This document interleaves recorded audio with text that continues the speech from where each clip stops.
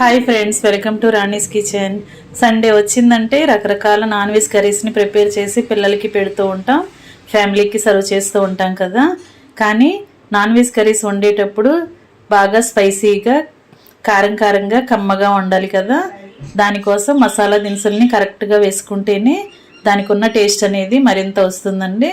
ఆ ప్రాసెస్ అంతా చూద్దాం. వీడియోని మధ్యలో స్కిప్ చేయకుండా లాస్ట్ వరకు చూడండి. కేజీ చేప తీసుకుని శుభ్రం చేసుకుని ముక్కలుగా కట్ చేసుకుని ఉప్పు నీళ్ళతో కడగాలండి. నీచు వాసన అనేది పోవాలి అంటే 2 టేబుల్ స్పూన్లు వెనిగర్ వేసుకోండి. కడుక్కునే వాటర్లో వెనిగర్ వేసుకుని చేపను శుభ్రం చేసుకున్నామంటే నీచు వాసన అనేది మొత్తం పోతుంది. ఇప్పుడు మీడియం సైజు 2 ఉల్లిపాయలు తీసుకుని సన్నగా కట్ చేసుకోండి. 2 పచ్చిమిర్చి కూడా సన్నగా ముక్కలుగా కట్ చేసి తీసుకోండి.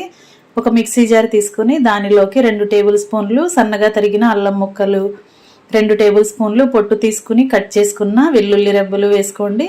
1 టేబుల్ స్పూన్ జీలకర్ర, 1 టేబుల్ స్పూన్ ధనియాలు వేసుకోండి. 1/2 టీ స్పూన్ మిరియాలు వేసుకోండి. ఒక 8 లవంగాలు వేసుకోండి. 2 దాల్చిన చెక్క ముక్కలు వేసుకోండి. చిన్న ముక్కలు 2 వేసుకోండి. 1 ఇలాచీ వేసుకోండి. దీనిని మెత్తగా గ్రైండ్ చేసుకోండి. నలిగినప్పుడు ముందు బరకగా గ్రైండ్ చేసి తర్వాత నలిగిన తర్వాత కొంచెం వాటర్ యాడ్ చేసుకుని మెత్తగా గ్రైండ్ చేసుకుంటే మొత్తం దినుసులు అనేవి కరెక్ట్గా నలుగుతాయండి. అలా గ్రైండ్ చేసుకున్న తర్వాత పక్కన పెట్టుకోండి. ఇప్పుడు స్టవ్ ఆన్ చేసుకుని కర్రీకి సరిపడా ఖాళీగా ఉన్న వెడల్పుగా ఉన్న ఒక పాత్ర తీసుకుని పెట్టుకోండి. దానిలో 4 గరిటెల ఆయిల్ పోసుకుని కట్ చేసి పెట్టుకున్న ఉల్లిపాయలు, పచ్చిమిర్చి అలా ఆయిల్లో వేసుకుని బాగా మగ్గించుకోండి. ఈ కలర్లో వచ్చేంత వరకు మగ్గించుకోండి. ఇప్పుడు ముందుగా గ్రైండ్ చేసి పెట్టుకున్న మసాలా పేస్ట్ అంతా కూడా అలా ఆనియన్స్లో వేసేసుకుని బాగా ఫ్రై చేసుకుంటే ఆనియన్స్తో పాటు ఆయిల్లో బాగా ఫ్రై, పచ్చివాసన అంతా పోయి మసాలాకి కమ్మటి వాసన అనేది వస్తుంది. అంతవరకు కూడా బాగా ఫ్రై చేసుకోండి. ఫ్లేమ్ని సిమ్లో పెట్టుకుని మాత్రమే ఫ్రై చేసుకోండి, అడుగునంతా మాడిపోకుండా ఉంటుంది. అలా మొత్తం ఫ్రై అయ్యి ఆయిల్ అంతా రిలీజ్ అయిన తర్వాత కట్ చేసి శుభ్రం చేసి పెట్టుకున్న చేప ముక్కలన్నీ అలా వేసేసుకుని టేస్ట్కి సరిపడా సాల్ట్, 4 టేబుల్ స్పూన్లు కారం వేసానండి. మీరు మీ ఘాటుకి తగ్గట్టుగా యాడ్ చేసుకోండి, కానీ స్పైసీగా ఉంటేనే కర్రీకి టేస్ట్ అనేది బాగుంటుంది.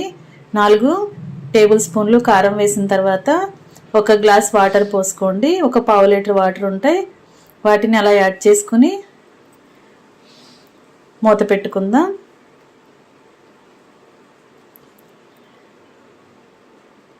కొంచెం సేపు ఉడికిన తర్వాత మూత తీసుకుని చూసుకున్నట్లయితే కర్రీలో వాటర్ అనేవి ఎగురుతూ కర్రీ చెక్కబడుతుంది కదా. ఇప్పుడు గరిటెను మాత్రం అసలు పెట్టకుండా ఒక క్లాత్ పట్టుకుని కళాయిని మొత్తం ఇలా రౌండ్గా వీడియోలో చూపిస్తున్న విధంగా కలపండి. అప్పుడు మసాలా పేస్ట్ కానీ కారం కానీ కర్రీ మొత్తానికి కలుస్తుందండి. ఇలా గ్రేవీ చెక్కబడుతున్నప్పుడు సన్నగా తరిగి పెట్టుకున్న కొత్తిమీరను కూడా అలా వేసుకోండి. ఒకసారి సూప్ని టేస్ట్ చూసి సాల్ట్ కానీ కరెక్ట్గా లేకపోతే మీ టేస్ట్కి తగ్గట్టుగా యాడ్ చేసుకోండి. ఇలా గ్రేవీ అంతా కూడా చిక్కబడటం స్టార్ట్ అయింది కదా. ఫ్లేమ్ సిమ్లో పెట్టుకుని మాత్రమే ఉడికించుకున్నట్లయితే అడుగున మాడకుండా కర్రీకి టేస్ట్ అనేది మంచి టేస్ట్ వస్తుందండి. ఈ విధంగా ముక్కల మొత్తం కూడా ఉడికించుకోండి. చేపల కూర అంటే తలకాయ ఉంటుంది కదా, తలకాయని మనం మధ్యలో కర్రీ ఉడుకుతున్నప్పుడు గరిటెతో ఒక సైడ్స్కి అటు కానీ ఇటు కానీ అలా 2 సైడ్స్ వాటర్లో ఉడుకుతున్నట్లుగా చేసామంటే తలకాయకి కూడా మసాలా అంతా కారం, ఉప్పు అన్నీ కూడా మనం వేసిన ఇంగ్రీడియంట్స్ అన్నీ కూడా తలముక్కకి కూడా బాగా పడతాయండి. అప్పుడు మనం తింటున్నప్పుడు టేస్ట్ అనేది బాగా తెలుస్తుంది. ఇలా మొత్తం కూడా గ్రేవీ అంతా చెక్కబడేంత వరకు ఉడికించుకోండి. ఫ్రెండ్స్, నా ఛానల్ని మీరు ఫస్ట్ టైం వాచ్ చేసిన వారైతే సబ్స్క్రైబ్ చేసుకుని పక్కనే ఉన్న బెల్ బటన్ని క్లిక్ చేయండి. నేను పెట్టబోయే రెసిపీస్ అన్నీ మీ ఫోన్కి నోటిఫికేషన్కి వస్తాయి కదా, ఓపెన్ చేసి చూడవచ్చు. అలాగే రెసిపీస్ కానీ ప్రాసెస్ కానీ మీకు నచ్చితే కుక్ చేసి సర్వ్ చేయండి. మరొక రెసిపీతో మళ్ళీ కలుద్దాం. Thanks for watching. నేను మీ రాణి.